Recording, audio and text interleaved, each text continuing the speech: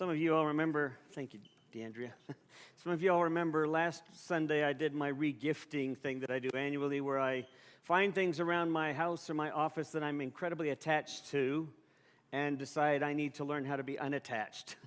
And so I see who else out there is experiencing some sense of calling to these things. It could be a book. It could be something from seminary. It could be a singing bowl, which it was. It was my very first singing bowl that I ever got. And Pat Adams actually called out and said she wanted that, which completely shocked me. But she didn't have a mallet or a stick to go with it, so I'm going to make sure I give that to you now. I tried to do it with a fork. She tried to do it with a fork. So that will work so much better. So I want to read our text this morning, and I'm basically following the lectionary, which is that's a collection of readings that we find across the board with most Protestant churches that they use throughout the year, and they go through three cycles. We're in cycle A now. And this for the second reading for the season of Epiphany comes from the Gospel of John, chapter 1, verses 35 through 42, and I'm going to read from the Message version. The next day, John was back at his post with two disciples who were watching. He looked up, saw Jesus walking nearby, and said, "Here he is, God's Passover lamb." The two disciples heard him and went after Jesus. Jesus looked over his shoulder and he said to them, "What are you after?" They said, "Rabbi," which means teacher, "where are you staying?" And he replied, "Come along and see for yourself." They came and they saw where he was living, and they ended up staying with him for the day. It was late in the afternoon when this happened. Andrew, Simon Peter's brother, was one of the two who heard John's witness and followed Jesus. The first thing he did after finding where Jesus lived was to find his brother, Simon, telling him, "We found the Messiah." That is, we found the Christ. He immediately led him to Jesus. Jesus took one look up and said, "You're John's son, Simon. From now on, your name is Cephas," or Peter, which means rock. So, first thing that came to my mind that I want to get out of the way before I forget it because it's not in my notes, but it was that I've been listening lately to an interview with the Dalai Lama. The Dalai Lama and Desmond Tutu put together this book called The Book of Joy. Now there's a movie, a video, a documentary that's available online called Mission Joy, and it's really very interesting. But this interview on 10% Happier with the former anchorman Dan Harris was really fascinating because the very first week he's over there in Tibet, and he's with the Dalai Lama and maybe 100 other people, several of whom are significant sort of activists and leaders in various nonprofit organizations and political organizations. So he's there, they're all there for an audience with the Dalai Lama, which is a rare experience, you can imagine. And as they're listening to him, he gives his usual kind of spiel, his sort of main line, which is, we are all one, we are all part of the same one love, one being, we are all interconnected, 7 to 8 billion of us, we are all one. And he kind of repeats that over and over in his broken English, and he has his interpreter there, but that's pretty much all he's saying. And so he hears from different leaders that are present there, and different activists who stand up and they want to ask him questions. Most of them which are asking things like, how do we do this? How do we actually do this oneness thing in a world that's divided, in a world that's hateful, in a world that's violent, in a world that has so much inequity? How do we do this, though? And then he would respond awkwardly with the same thing. We are all one. We are all one. 8 billion people. We are all still one. And this went on for about 45 minutes, and after a while, you could sense that the activists, this is a rare moment. The Dalai Lama doesn't give audiences with larger groups, rarely with anybody, but here he is, and he keeps saying the same thing, and you can feel the crowd getting restless. And Dan Harris is telling this story when he says, finally, a young man stood up from Ireland who has been an activist on the border of Ireland for several decades now, and he stands up and he says, "Your Holiness, with respect, I'm tired of hearing this. This isn't helping. How can you keep saying this over and over?" And the Dalai Lama pauses for a moment, and then he says the same thing. We are all one. We are all one.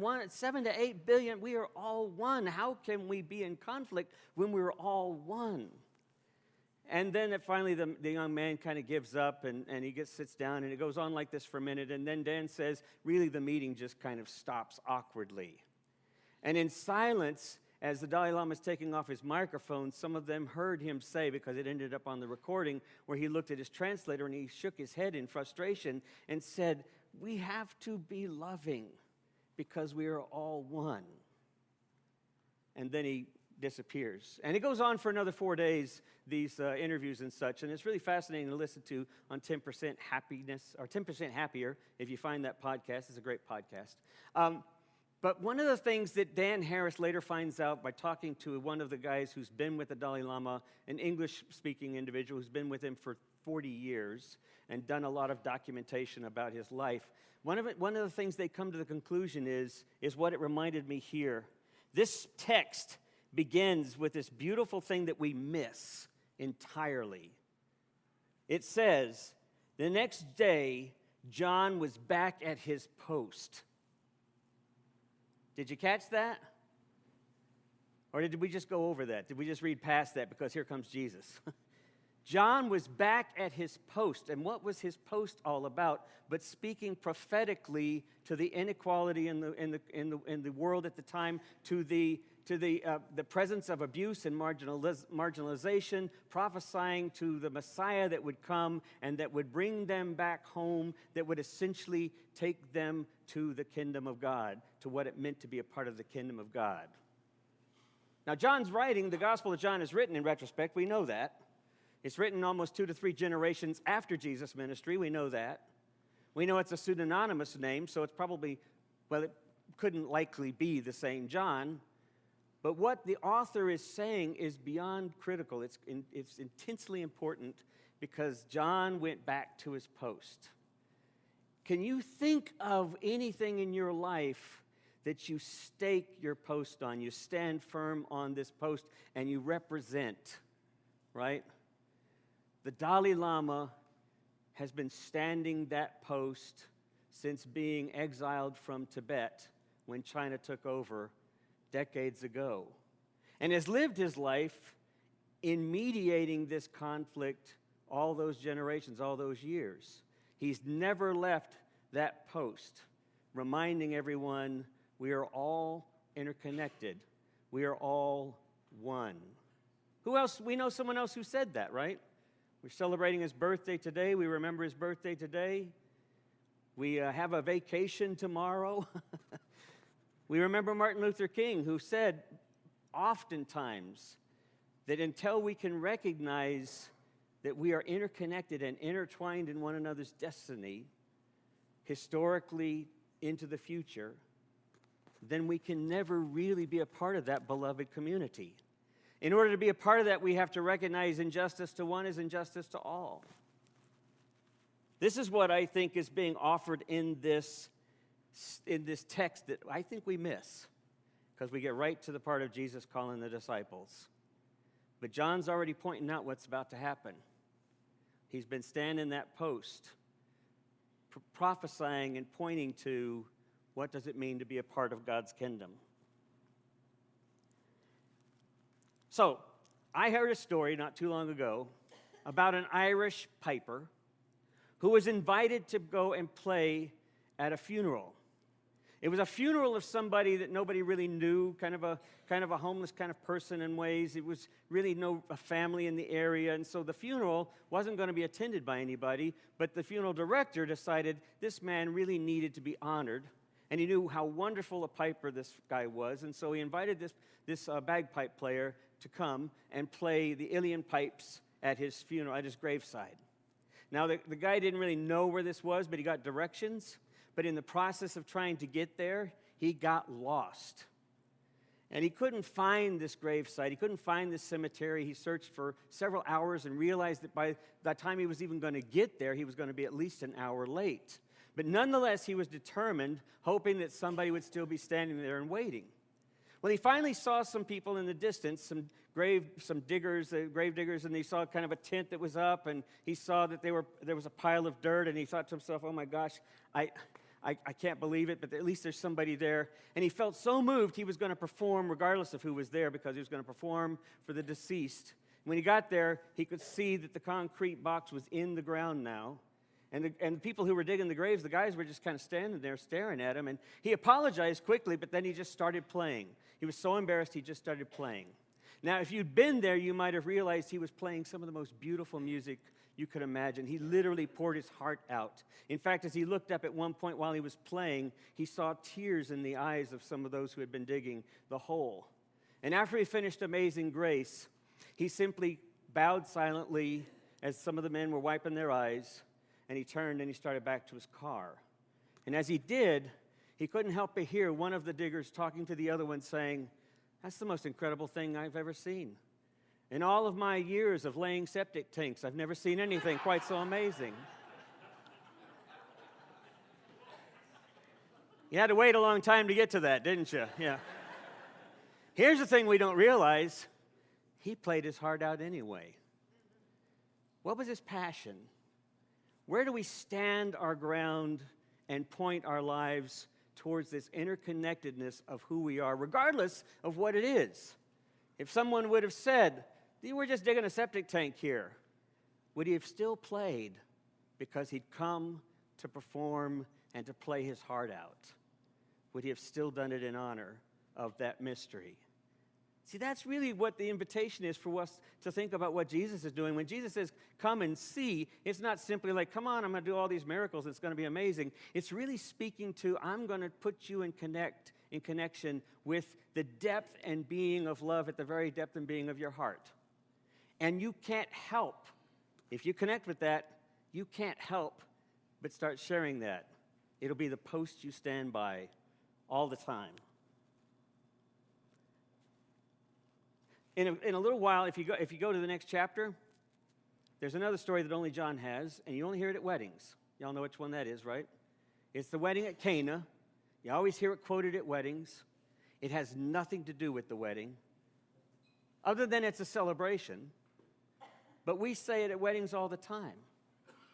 What it really has to do with is reminding the listeners then, as now, life is not a zero-sum story.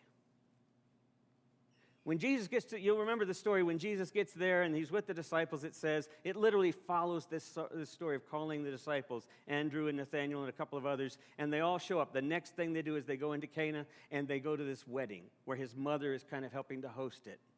And as they're long into the celebration, it says they're long into the celebration, and now the wine is starting to dry up, and so the host comes to his mother and says, "We're out of wine almost," and Jesus says, "All right, fine, what? I guess I'll have to deal with this essentially," and then turns the water, as you know, into wine, like 150 barrels. It's an ungodly amount of wine, and turns it into wine, and then the host says, "Usually you drink the good stuff up front, the bad stuff's left for the end, but now you've put the bad stuff at the end." Well, a couple of points to make here. The story isn't about that, because those people are already drunk. They've been at a wedding celebration for over a day. These things go on for a couple of days. They've been drinking for a couple of days. They wouldn't know good wine from bad wine. The point is that the good stuff is always there, even in times of uncertainty. Even in times when things look bad, the good is always present.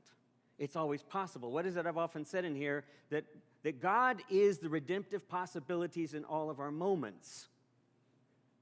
If you think about what that means, when we're paying attention to where we are and we realize that we are a part of the light of God, that we are a part of what Jesus represented in God, this love and this light that was extended to all of us, that we are part of this, that when we accept it for ourselves, when we participated in it, we reflect that. We don't reflect non-zero-sum stories. We don't reflect zero-sum stories. We reflect non-zero-sum stories. And you know what I mean by that? What I mean by that is that it's not a scarcity model. It's a model of abundance where we can look at our strangers, we can look at our enemies, we can look at our awkward moments, we can even look at our own challenges, and we can start to remember, oh yeah, this is an invitation to find the beauty, to find the wonder, to find the grace that's at the heart of this moment. And how we do that, of course, is kind of tricky. Let's see this first quote right here. We're celebrating, is this the first quote? It is. Huh. All right. For some reason, I don't have it at this spot. Okay, that's all right. It's a good quote. We'll read it now. When I speak of love, I'm not speaking of some sentimental and weak response. I'm speaking of that force which of all of the great religions have seen as the supreme underlying unifying principle of life, that love is somehow the key that unlocks the door which leads to ultimate reality. Martin Luther King once said that just as Socrates felt that it was necessary to create a tension in the mind so that individuals could rise from their bondage of myths and half-truths to the unfettered realm of the creative analysis and objective appraisal so that we could see the need for nonviolent gadflies. I love that, nonviolent gadflies, to create the kind of tension in society that will help people rise from the dark depths of prejudice and racism to the majestic heights of understanding and brotherhood. In other words, he was saying, those who can see that they are a part of this interconnected reality of love are like Jesus. If they're willing to, they stand at the posts. They say, come and see. And when they do, they begin to open up this possibility that others can begin to see it as well. If you haven't read anything by Valerie Carr, she's the author of Revolutionary Love. She's the Sikh woman whose what she called uncle, he wasn't an actual blood relative but a distant cousin, but her uncle, distant relative, was the first person to be killed, murdered after 9/11. And he was murdered because he was a Sikh. The guy who killed him didn't know he was Sikh. The guy who shot him thought that he was Muslim. And he had already determined and told his friends he was going to go out and start shooting towel heads, as he said. His anger and his vindictiveness, but more than any of that, his fear that he couldn't get in touch with, was driving him towards this kind of destructive, zero-sum way of seeing the world. When Valerie Carr heard this, she visited the family. She visited with her cousin's family. She and her brother began to find ways of trying to fight this without violence. How can we help people understand what we represent? Now, she represented it as a Sikh person. The Sikh will tell you that the reason why they wear the turbans that they have, which is a little different looking than a Muslim turban, but the reason why they wear it is literally because it's like a red cross sign. If you see someone with that turban, it means we're here to help. They literally vow to be helpful to anyone, to all humanity, wherever there's a need. And so he was wearing that for that very reason and killed because no one understood. The challenge, I think, that Jesus is inviting disciples to be about and inviting us to be about today is to be standing by that pole, standing at that post, reminding people we are all interconnected. We are all one in the very ground of our being, as Paul said it to those Athenians long ago when they were talking about their different gods and said, yes, but there's the one in whom we all live and move and have our being, that when we are grounded in that love, how can we reflect it such that others can see it? What's that passion of yours that you're going to stand firm with because it speaks to that connection? There was a monk who was in a community of other Christian ascetics and monks, and he really wanted to prove just how monkish he was. He wanted to prove just how powerful in the spirit he was, just how profound he was in his faith. So he studied, and he studied, and he meditated, and he meditated, and he practiced until he literally could walk on water. And when he gathered the community around finally after so many months and years to watch him, he got out and he began to step across the water carefully, a little bit strenuously too. It was clear this still took a lot of effort. And as he stood out there on the water, he turned around to smile, and then he made his way back, and all the community were looking at each other kind of strangely. Until finally he said, "Well, what do you think?" And he said, "Well, we're all wondering why you didn't just learn how to swim." You see what gets in the way, right? You see what gets in the way of our connecting with this interconnectedness of love is our ego, our anxiety, our sense there's not enough, our sense that it's too uncertain and that we're out of control, when in fact we are in the midst of this deep, abiding love that provides us with the strength and the wisdom and the vision to move forward and through whatever we find ourselves in. Mary Oliver put it this way when this was written on a wall in Germany. It says, "It's a serious thing just to be alive on this fresh morning in this broken world." We have this opportunity to be alive every moment and to see it in such a way that we are literally inviting people home. We are literally inviting people to see this wonder and this mystery that we are part of.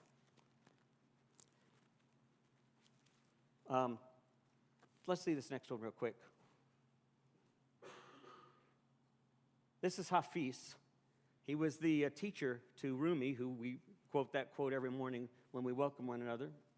Hafiz said, "Are you jealous of the ocean's generosity?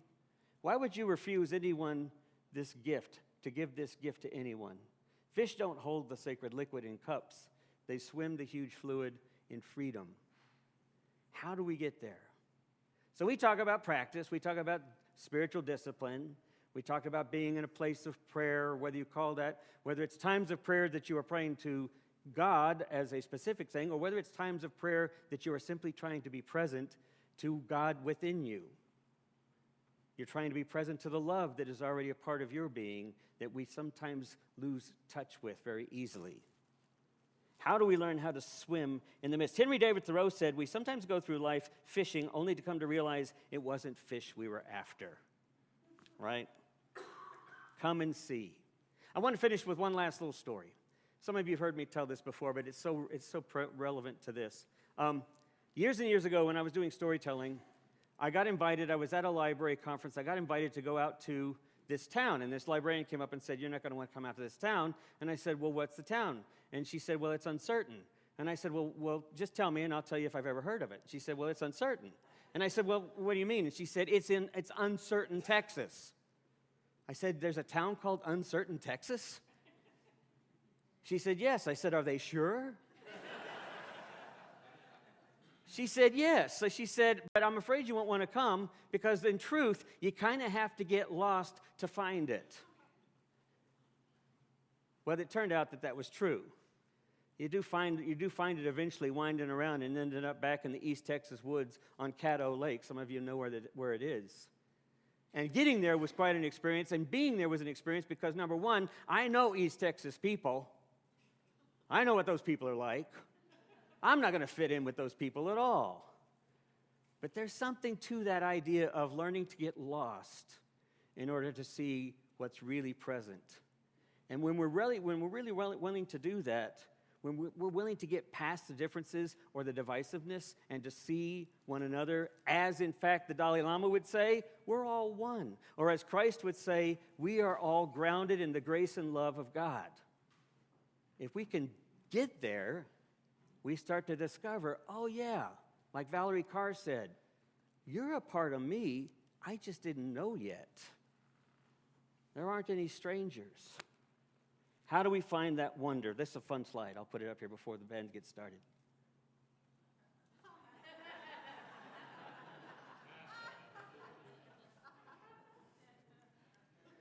So I invite you people, in addition to your mindfulness and to practicing that time of being still, to just allow yourself to start letting go of things so that you get in the practice of letting go when things don't go your way, when your friends irritate you, when your spouse irritates you. I'm still learning, people. I'm still figuring this out.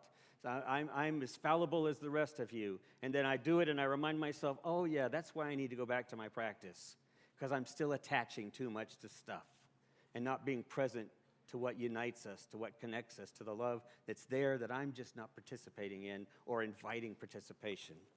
So we have to be a part of that practice. That's really what we're invited to. And to be true, to be fair, sometimes you have to be willing to get lost to find it. This last quote, Frederick Buechner said this: "If I were called upon to state in a few words the essence of everything I was trying to say as a novelist and a preacher," Frederick Buechner was an author and a preacher, "it would be something like this: listen to your life. See it for the fathomless mystery that it is. In the boredom, in the pain of it, no less than in the excitement and gladness, touch, taste, smell your way to the holy and hidden heart of it, because in the last analysis, all moments are key moments, and life itself is grace." This is what we're invited to find ourselves at that place where we've let ourselves be unfettered, where we've let go enough without judgment, where we've kind of set all that aside to open up ourselves enough that we can start hearing that boom, boom, boom. And then we hear the voice that's saying, "Come on, come and see. Welcome home." Amen.